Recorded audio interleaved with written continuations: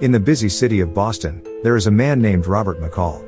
He lives a normal life and works at a store called Home Mart. Robert becomes friends with a coworker named Ralphie, who wants to be a security officer. Robert gives Ralphie advice on eating healthy by avoiding certain foods and eating more fiber. Robert is a very neat and organized person. He pays close attention to details and likes to keep things clean. He even times his activities using a stopwatch on his watch. In the evenings, Robert enjoys reading books at a restaurant he goes to. He brings his own tea bags and utensils and makes sure the table is clean and everything is in the right place. One night at the restaurant, there are only a few people there, including a pretty girl named Alina. She asks Robert about the book he's reading. After a short conversation, Alina says goodbye and leaves in a taxi. The next day, Robert goes back to his regular routine. He goes to work at Home Mart, talks to Ralphie and his other co-workers, and then goes home to clean up. In the evening, he returns to the restaurant with a book to read. When Robert arrives at the restaurant, he sees Alina entering dressed in revealing clothes and heavy makeup. Just as she is about to order a drink, her phone rings. It's her boss calling.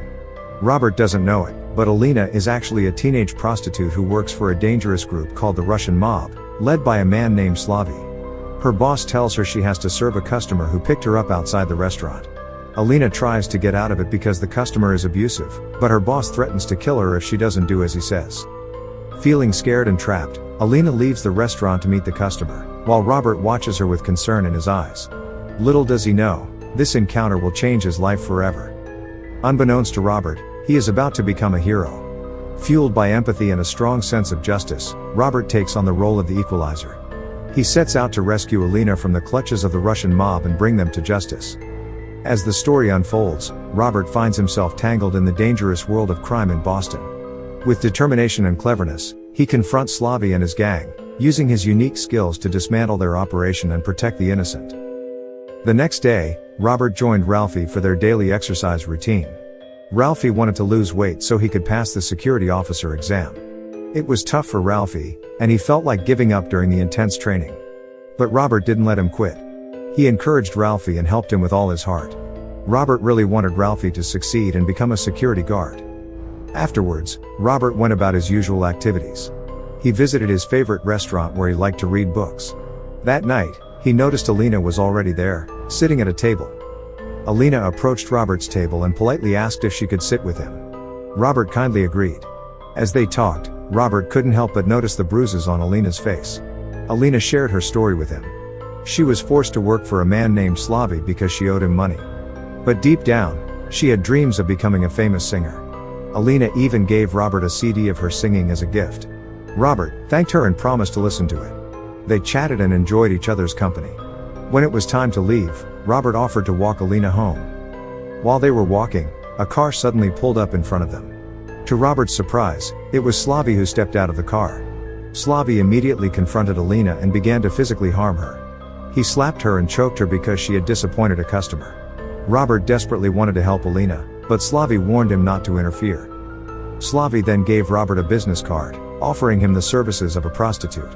He forcefully took Alina away, leaving Robert feeling helpless and worried. In the following days, Alina was nowhere to be seen at the restaurant. Robert later learned that she had been badly beaten and was in the hospital. Robert couldn't bear to see Alina suffer. He went to the hospital to visit her. He found her lying in bed, her face covered in bruises. Mandy, one of Alina's co-workers, explained to Robert that Slavy had been abusing Alina because she refused to obey his orders. Seeing Alina's condition broke Robert's heart, and he made up his mind to help her escape from the troubles she faced. The scene shifted to Slavy's fancy restaurant. Slavy entered his office where his men were waiting to collect money from people who owed him. Soon enough, Robert walked into Slavy's office. He offered Slavy a sum of money to free Alina from his clutches, hoping she wouldn't have to work for him anymore. Unfortunately, Slavy rejected the offer. He was more interested in making money by exploiting Alina's situation. Disappointed, Robert took back the money and left the office. After locking the door behind him, Robert stood firmly, facing Slavy and his henchmen in the office. He took a moment to assess the room, studying the people and the surroundings. With a quick calculation, Robert estimated that he could eliminate everyone in the room in just 16 seconds. Without hesitation, Robert swiftly and mercilessly attacked Slavy and his henchmen, his expression cold and emotionless. Slavy pleaded for his life, realizing too late that he should have accepted Robert's offer when they first met. But Robert remained resolute, having made up his mind. Once he had dealt with Slavy and his henchmen, Robert left the office and returned home, resuming his usual activities in the following days.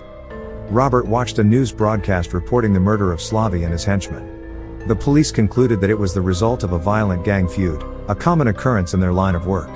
Meanwhile, Teddy Renson, an operative working for Slavy's boss, Vladimir Pushkin, arrived in the United States.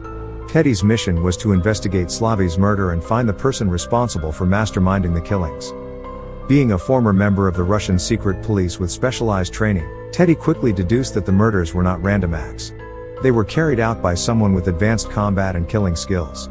Meanwhile, Robert received shocking news about Ralphie's resignation.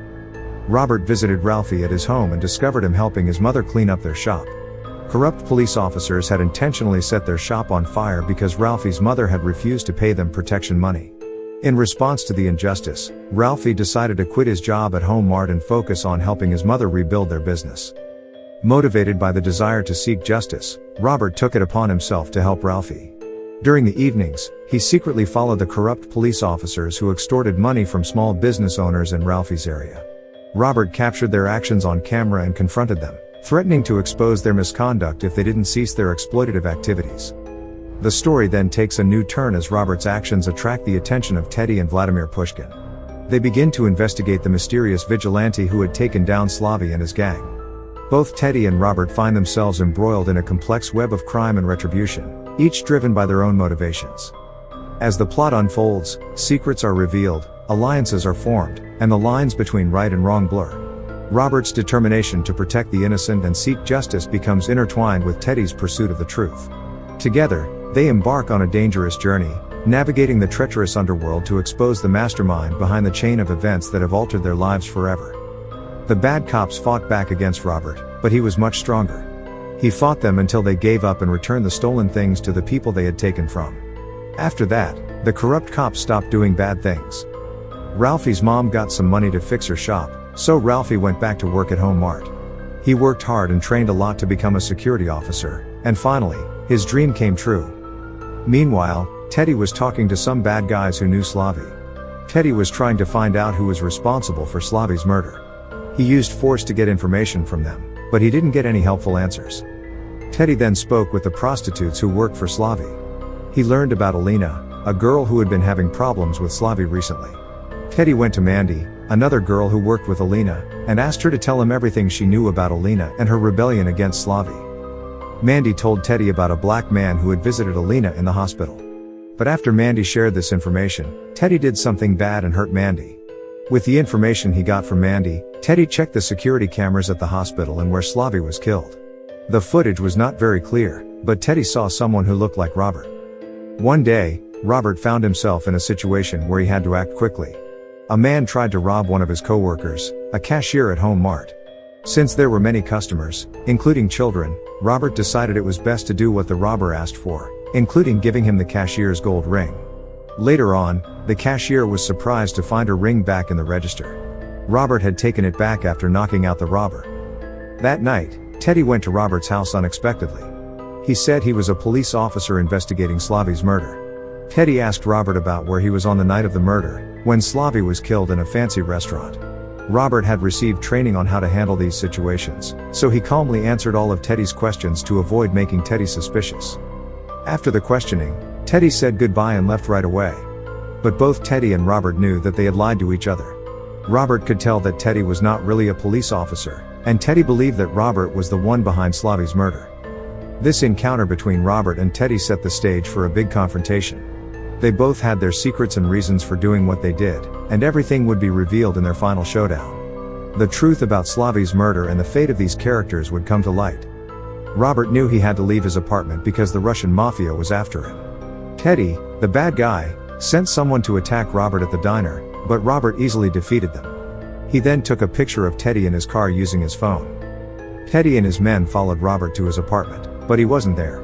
Unbeknownst to them, Robert was watching their movements through a hidden camera in his apartment. He decided to seek help from his friend Susan Palmer, who used to work with him at the Defense Intelligence Agency. Susan gave him information about Vladimir Pushkin and his criminal activities.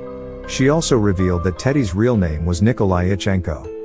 Armed with this information, Robert wanted to stop Pushkin's illegal operations. He managed to incapacitate Pushkin's men and lock them in a refrigerator. Then he called the police and left evidence of Pushkin's crimes on a memory stick. Later, Teddy was dining at a fancy restaurant when a trained assassin, hired by Teddy, approached him. But just as the assassin left, Robert entered the restaurant and gave Teddy the damaged glasses of the hitman.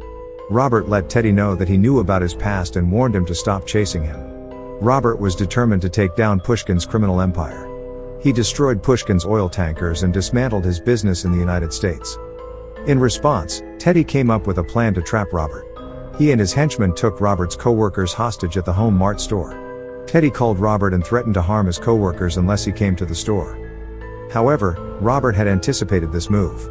He sneaked into the store's control room and used the loudspeaker to distract Teddy and his henchmen.